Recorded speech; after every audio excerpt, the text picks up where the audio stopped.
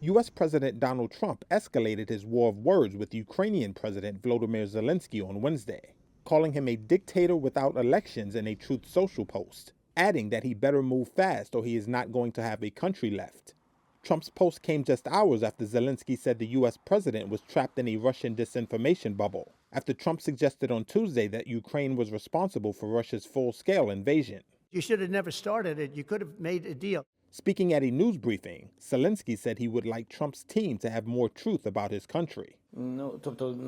Unfortunately, President Trump, who we respect a lot as the leader of a nation that we really respect, the American nation, who supported us all the time, unfortunately, he lives in this disinformation space. Zelensky also said Trump's assertion that his approval rating was just 4% was Russian disinformation, and that any attempt to replace him would fail. An early February poll from the Kyiv International Institute of Sociology shows 57% of Ukrainians trust their president. Trump's comments criticizing Zelensky come as the war between Ukraine and Russia nears its 3-year mark, following Russia's invasion on February 24, 2022. Russia has seized some 20% of Ukraine and is slowly but steadily gaining more territory in the east.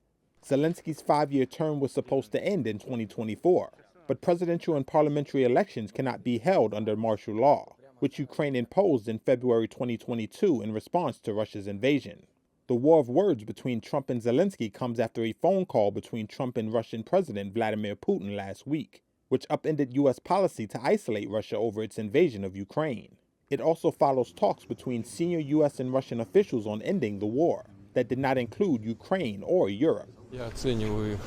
On Wednesday, Putin praised the outcome of those talks in Saudi Arabia, saying, quote, "I rate them highly," and added that Ukraine would not be excluded from negotiations to end the war. Meanwhile, Trump's envoy for Ukraine, Keith Kellogg, met with Zelensky in Kyiv on Wednesday. He told reporters he was there to listen and said he understood Ukraine's need for security guarantees.